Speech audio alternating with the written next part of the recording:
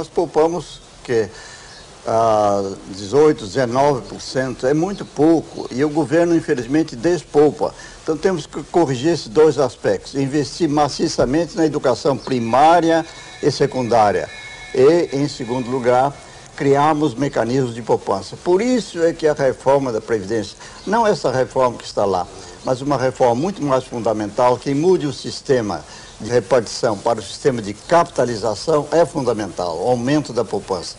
Se nós atentarmos para esses dois problemas, poupança e educação, e deixarmos que com a privatização melhore substancialmente e rapidamente a infraestrutura, não há por que o Brasil temer a globalização. Nós podíamos repetir um milagre dos anos 60. Apesar das ideias liberais e de defender firmemente a privatização e o Estado mínimo, quando o ministro do Planejamento do governo Castelo Branco, o embaixador Roberto Campos, esteve à frente da estatização de alguns setores importantes da economia do país. O senhor viveu esses anos todos, inclusive alguns como ministro, né? E foram os anos da estatização no país, né? Como é que o senhor vê essa incongruência, digamos assim? É uma questão de fases. Na minha fase, que eu servi durante o governo Castelo Branco, não foi uma fase estatizante. Pelo contrário, a ideologia era toda privatista. É verdade que houve estatização de empresas. Eu tive que estatizar empresas de eletricidade e empresas de telefonia. Aliás, porque um seu amigo, o Brizola, tinha confiscado empresas, desapropriando-as, criando uma crise internacional. A única solução, então, dado que eram necessários violentos reajustes tarifários, para os quais haveria enorme resistência se tratasse de empresas privadas, houve então necessidade de estatizá-las. A intenção é estatizar temporariamente como alternativa ao confisco e para permitir a continuação de fluxo internacional de capitais para o Brasil. Infelizmente, no Brasil, o provisório se tornou definitivo e durante muitos anos a telefonia passou a ser inteiramente estatizada, a eletricidade também. Novamente, agora estamos revertendo o processo. O sentido da privatização é exatamente agora procurarmos converter investimentos estatais em investimentos privados, atraindo capitais estrangeiros como sócios e diminuindo o endividamento do Estado. Já que o senhor citou meu amigo Leonel Brizola, governador Brizola, como é que foi aquela época, embaixador, com o presidente Kennedy, o senhor embaixador em Washington, aquelas brigas aqui no Brasil? Como é que foi aquele momento? É particularmente difícil. A posição do embaixador do Brasil em Washington, na era Goulart, era complicada, porque eu recebia constantes pedidos de acomodação financeira, ou diretamente do governo americano, ou das agências governamentais, onde o voto americano é dominante. Ao mesmo tempo, o Brizola aqui fazia discursos contra o imperialismo americano, e sendo cunhado do presidente. Ora, lá havia uma grande intimidade política entre Jack Kennedy e seu irmão, Bob Kennedy. Então, eles entendiam que o parentesco político implica num certo grau de corresponsabilidade. Mas aqui no Brasil, pô, não era diferente. Cunhado não é parente. O cunhado não é parente. De modo que, enquanto Goulart, precisando de acomodações financeiras, solicitava o apoio em Washington, o Brizola acusava o imperialismo americano. Explicar isso lá não era uma tarefa fácil, era uma tarefa desgastante, quase neurotizante. A única vantagem disso foi que eu tive uma aproximação com o presidente Kennedy muito maior do que a costumeira nos embaixadores, porque ele me chamou mais de uma vez para ver se conseguíamos transformar as desapropriações do Brizola numa nacionalização negociada em termos generosos, pagamento em 40 anos, com financiamento do inicial do Export-Import Bank para o primeiro pagamento à vista e assim por diante.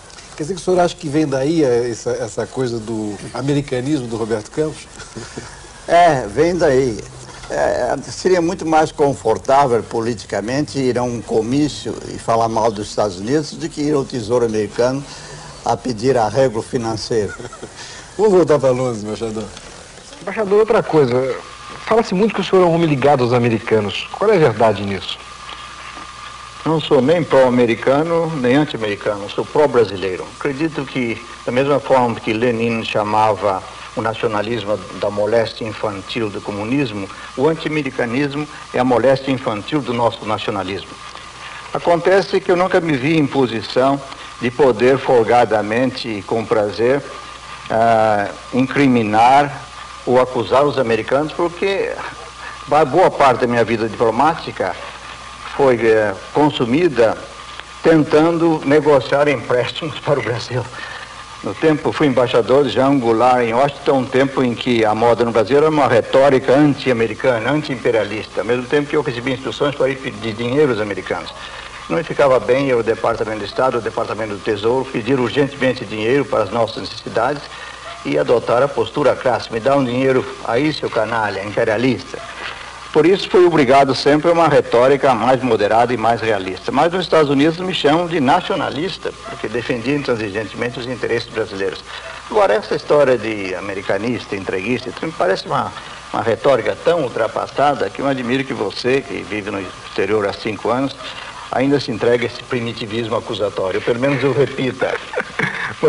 Eu falei que realmente o senhor é muito mais inteligente, tem mais talento do que eu. Ele poderia fazer todas as perguntas, só ia sair muito melhor que eu, e realmente está provando isso. Sempre lhe provocando, o senhor batendo em mim, né, embaixador? Acredito que essas acusações de entreguismo estão inteiramente fora da moda. O que eu defendia àquele tempo é o que depois veio a ser defendido por personalidades como Gorbachev, que se dispôs a atrair capitais para a renovação soviética, ou Deng Xiaoping, que provocou a modernização chinesa. Em suma, o que eu dizia há 30 anos é que líderes dizem atualmente: o mundo tem que se globalizar, é necessário atrair capitais, porque eles trazem consigo 3 coisas: poupança, tecnologia e acesso a mercados externos. Mas esse negócio de Bob Fields agora não pega mais, né? Não, podia ser Bob Ping, Gorbachev, Robert Solve, o que seja. Isso tudo perdeu sentido, felizmente, mas foi um incômodo durante muito tempo. É muito ruim a gente ser etiquetado de qualquer coisa. Agora, teve uma passagem interessante quando o senhor estava com o Kissinger lá na Universidade de Brasília e houve aquela pulpo dos estudantes. Como é que foi aquele momento lá?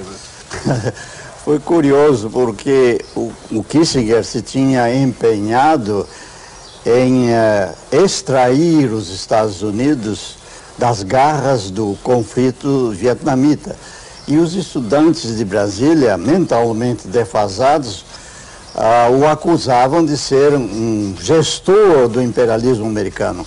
O homem queria exatamente o contrário, queria desentranhar os Estados Unidos daquele atoladeiro.